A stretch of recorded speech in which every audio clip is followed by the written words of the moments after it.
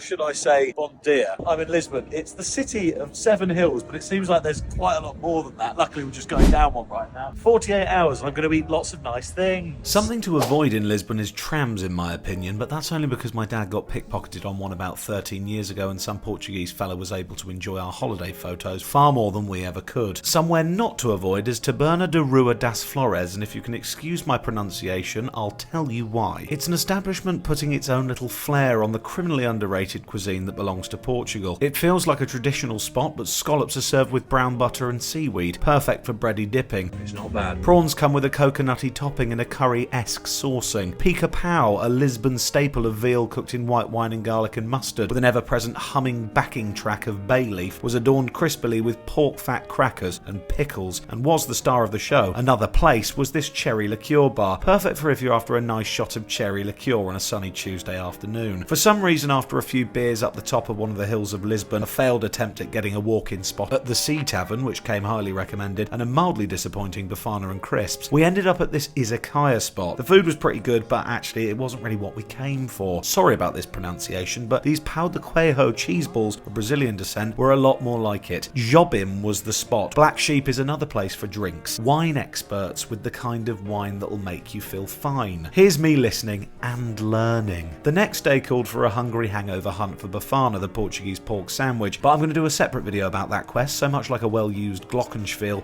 you must stay tuned. O Palmeiral is an Italian-Portuguese mashup eatery, which I will describe as really a nice place for a bit of dinner. It was a little gusty, so we sat inside and took on some tortellini and broth and cold prawns with house-made mayo and delectable piri-piri. That's fucking nice. The aubergine palm was delicious, the best I've ever had, though I don't usually order it. A pork chop caked in coriander and fennel seeds went down intensely well. Sides of spuds, tomatoes and mushrooms flew down too, and finally a tiramisu.